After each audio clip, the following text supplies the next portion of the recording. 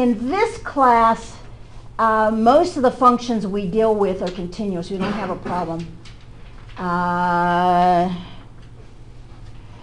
And when we're thinking about continuous function, this is a continuous function.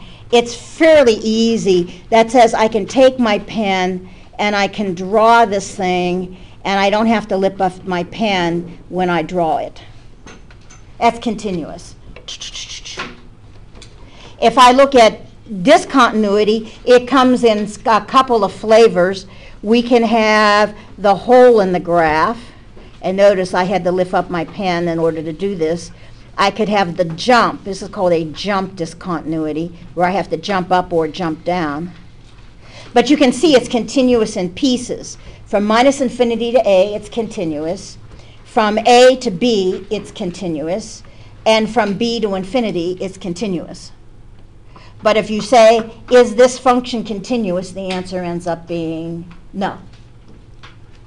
So this has what we call a jump discontinuity. And of course, we know him. He's the hole. Another form of continuity that discontinuity we can have is the good old vertical asymptote. And notice if I wanted to graph this, it goes up, and then I have to jump across the asymptote, and then he's going to come down. And so essentially it's a VA, vertical asymptote.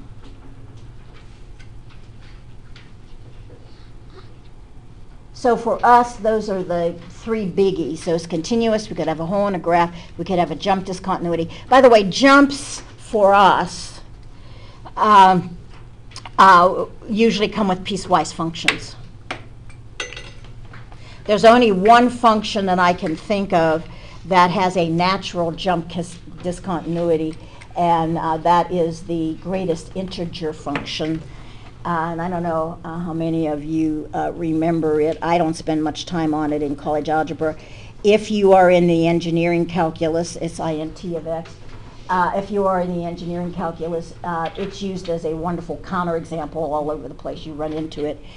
And essentially what it is the integer. So the greatest integer of 0 is 0. The greatest integer of 1 is 1. So this guy is here till he gets to 1. The greatest integer of 2 is 2. And so, and it goes on like that.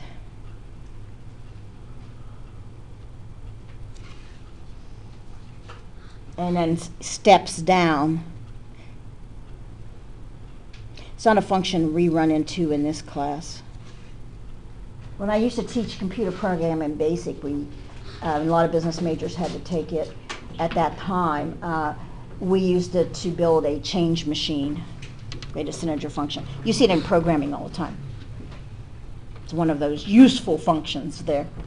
Because either you're interested in the decimal part of it, or you're interested in the integer part of it. It depends upon which way. But this is a function which is defined as a single function, and then notice it is discontinuous. It's a jump discontinuity. That's the only one I can think of offhand that bottom line is kind of a natural function you only write in one way. Otherwise, jump discontinuities usually come from piecewise functions. Now, here is the mathematical definition of continuity. Now, in the engineering calculus, it goes much further than that. But for us, this is what it is. It says, a function is continuous at C, at a number,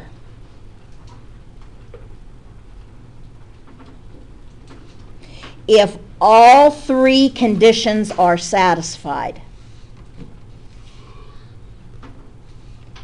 And they all three have to be satisfied. Why? Because it'll eliminate the possibility of the hole. It'll eliminate the possibility of a jump. It'll eliminate the possibility of a vertical asymptote. One is that f of c is defined. Now, where it would be f of c not be defined? Now remember, f of c is a y value. So y exists at x equals c. That's what that means. Now if I take a look at the pictures of discontinuities, where doesn't exist? It doesn't exist at the hole. And it doesn't exist at the asymptote. So if you had a hole in the graph, you wouldn't have a y value at that x value. And if you had an asymptote at x equals c, you wouldn't have a y value at that x value. So that's the first condition. So can't have a hole, can't have an asymptote. Now, the limit as x approaches f of c of f of x exists. The limit exists. Now, as I take a look at this picture here, the limit exists here, but the y value doesn't. If I take a look, the limit does not exist here. At your jump. So for here, the limit would exist. Here, the limit would not exist. So this takes into consideration the jump. So the limit exists. Now what's the final thing? Is the limit as x approaches c of f of x as f of c. So what is it? It's the y value at x equals c.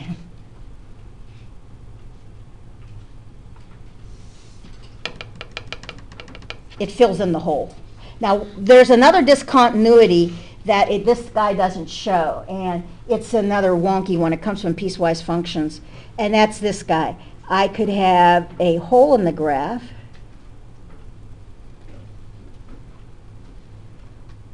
That would be C. And then I'd have a coordinate point sitting right there. Here, f of c is defined. It's that dot. The limit is there. That's the hole. But the limit is not the y value. This is the y value. This is the hole, or the limit. The limit is the value at the hole, because remember, Howard and Harriet almost get there. So we call it that they are there, because they look like to us they're there. However, the y value, that's not what the y value is there. So it forces that dot to fill in the hole. And that's what makes it then you can draw it without lifting up your pen. Continuous. Good news is that 99% of the functions we deal with, maybe let's take it back a little bit more, 98%, are continuous. We don't have to worry about it. But the reason why we define continuity in calculus is because a lot of our calculus processes will require that the function is continuous where we're doing the process. And you're going to see that stated in the definitions. If f of x is continuous, if f of x is continuous, if x is continuous, then you can do this thing. For the most part, we're not going to have to worry a whole lot about that. Now, if you are in 220, you're dealing with all kinds of different functions that we don't deal with here. So as a result, you're going to have a bigger problem there in terms of having to worry. If f of x is not continuous at c, then it's said to have a discontinuity, notice, there. And this would be at x equals c. It can be continuous every place else except that one place. And you can see that with this. Except there, it's continuous. It's continuous until you get to the hole. It's continuous after you get to the hole. At the hole, it's not continuous. So when you're looking at continuity, you're looking at a particular place.